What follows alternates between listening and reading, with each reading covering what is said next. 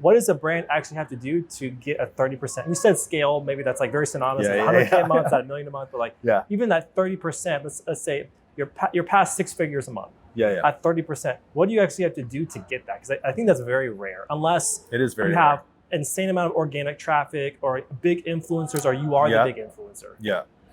Yeah. So if I were to break down percentages, I like your cost of goods to be 20% or better, right? So you've got 80% gross margin.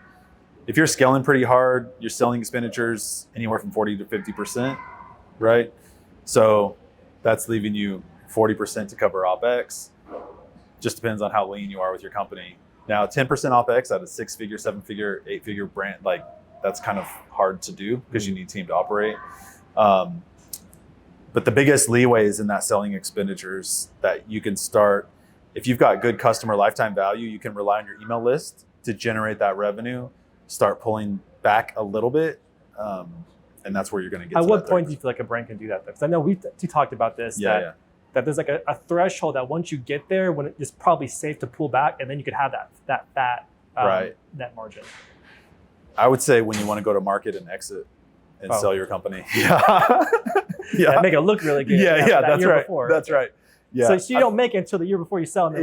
Or unless, I mean, if you get to that point and you just start pulling profits out of the company, as long as you can maintain that top line revenue and you don't start to see that decline, because then if you want to sell the company at that point, people are going to be asking, well, why is the revenue declining? And you're going to lower your multiple, right? So you want to at least plateau, make sure it's still on the rise. So it's that fine balance of just living off of your email list, but you still need customer acquisition because you're going to have churn, different things that are happening, right?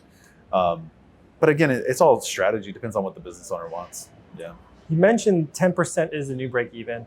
What are some of the things that make up that 10% as why they need to maintain 10% at all costs? Yeah. So so what I've seen is if we can maintain that 10%, one is that gives leeway for distributions to the business owner, right? Which are not going to be on your P&L. As a matter of fact, most people aren't even paying themselves on the P&L as a business owner, which is a mistake, right? Maybe that's the next episode. But well, one thing I'll add to that is, so we have a internal philosophy, me and my partners at Right Hook, is that for e-commerce brands, the idea is you want to scale as aggressively as you can and pay yourself as little as you can until you're around $200,000 a month, depending on obviously like what percentage of your sales are coming from organic versus paid. And then that's when like you can have that fat margin. 200,000 a month in top line. It's just like a target to shoot for. Yeah. That makes sense because at that point you should have room in your margins to make those adjustments, right? Yeah. You definitely. I mean, obviously, if you're doing 10,000 a month in sales, you're not paying yourself 20 grand a month, right? So it's definitely going to scale with the brand. But what I see is a lot of business owners will not pay themselves and take a distribution and think they're a lot more profitable than they are. It's not reflected there and it's eating up your cash, right? So that's one is, so you have some buffer there.